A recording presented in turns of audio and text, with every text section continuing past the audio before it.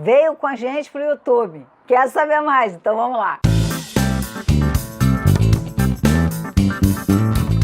Eu me lembro que eu era pequena e eu até estava me saindo bem, assim, numa certa discussão com a minha mãe, que sempre foi minha grande mestra. E aí eu me embalava em alguma coisa enfim, me excedia, né, na minha emoção, na minha arguição. E eu me lembro que a minha mãe dizia assim: estavas muito bem, Cristiane. Até aqui estavas muito bem. Agora acabasse de perder a razão, perdesse a audiência. E dava uma voltinha assim, eu só via as costinhas dela assim, indo embora. E eu ficava sozinha. E aquilo me dava um desamparo, me dava um desespero, por conta de que eu sabia que o conteúdo do que eu estava dizendo era, vamos dizer assim, certo ou aspas justo, mas que eu tinha perdido a razão pela forma da minha reivindicação. Tinha cenas com a minha mãe, que sempre eu aprendi assim muito sobre mim, e eu dizia assim: mãe, queria falar uma coisa, e ela, não, só um pouquinho, Cristiane, só um pouquinho. E aí ela, o que era, minha filha, que tu ia falar? Eu falava: agora eu esqueci. E ela falava: ah, esqueceu? Então não era importante. Caraca, como assim não era importante? Era tão importante. Eu sabia muito bem o que eu queria falar, porque eu não tinha esquecido. Aquilo era só um golpe de marketing. Eu queria que ela ficasse culpada, galera, porque ela não tinha me dado atenção. Então eu dizia: eu esqueci. Quando ela me dizia aquilo, que se eu tinha esquecido porque não era importante, e que se fosse importante eu ia me lembrar, me dava uma espécie de horror, assim, o meu réptil vinha todo para fora, porque eu e ela sabíamos que aquilo era um blefe, tanto dela quanto meu. Com isso eu aprendi que é bom a gente se autoconhecer e estudar as nossas manobras, porque às vezes a gente está achando que a gente está numa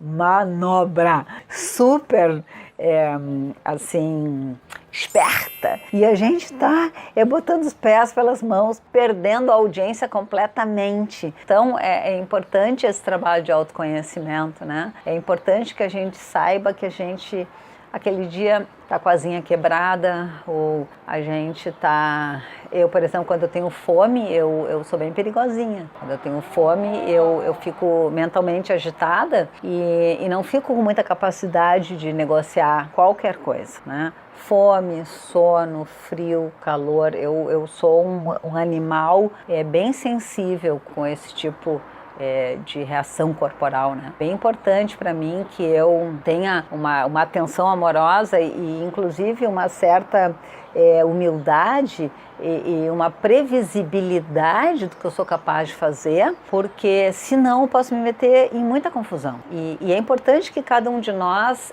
escreva a sua cartografia, né? Tem aquele meu querido diário, né? Que é um livro com uma maparia, um mapa das nossas emoções, que a gente se conhecendo, então a gente vai se tornando humilde e vai podendo saber que a gente não está podendo tanto, que a gente possa fazer cálculos com os nossos desejos, com os nossos compromissos, com as nossas ofertas. Agora, por exemplo, semana que vem, eu acho que vai ser o Congresso da Felicidade em Curitiba e eu estava com muita vontade de ir. Só que eu tenho trabalhado tanto que eu achei que talvez não fosse seguro para mim. Às vezes tem possibilidades, tem oportunidades que parecem assim, nossa, super legal. Só que para que fique super legal, a gente vai necessariamente precisar fazer algumas renúncias e vai recusar alguns outros legais para ter folga para aquilo que a gente então está priorizando como legal. Porque se a gente vai fazendo coisa legal, quando a gente chega lá no super legal, a gente... não deu. É bom que a gente se humilde e reconheça o que para nós está dando para fazer, o que para nós não está dando para fazer. Não é fácil esse reconhecimento. Esse processo de autoconhecimento, ele necessariamente ele precisa de uma interlocução. Eu tenho falado bastante sobre isso, sobre a travessia. Às vezes eu fico um pouco vergonha não é uma boa palavra, mas eu fico olhando se vale a pena que eu entre nesse tema, porque aí parece que eu estou sempre fazendo propaganda de mim, do meu trabalho. Aí tem um interlocutor, tem um terapeuta, mas sim, tenha.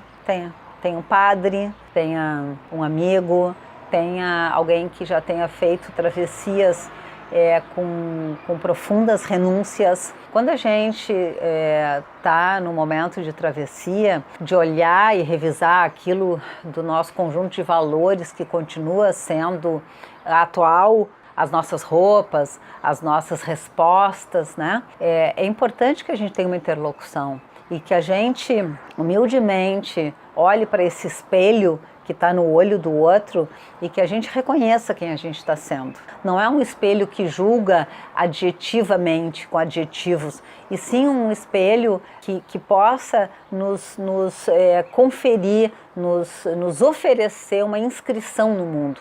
Quem é que a gente está sendo no mundo? É bem importante que a gente escolha os nossos espelhos, e eu falo que é importante que seja uma pessoa experiente na sua própria travessia, porque senão, galera, o espelho tá turvo, o espelho ele não reflete o outro, é um espelho que projeta, é um espelho que vê no outro aquilo que tem dentro de si sem discriminação. E é importante discriminar, é importante, pelo trabalho de autoconhecimento, saber se o que eu estou vendo no outro é do outro ou é meu, ou é nosso. Espelho é espelho. Espelho não é tela projetiva,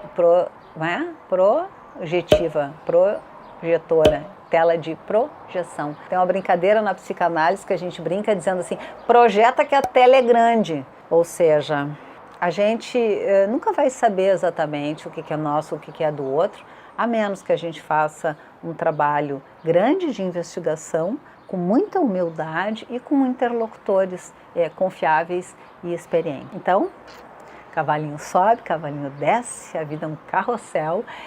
Tem vamos ver se depois o Gabi acha, tem uma fotografia de um carrossel em que um cavalinho está pulando para fora do carrossel, que também é uma delícia, né? Porque essa chatice de sempre no mesmo lugar.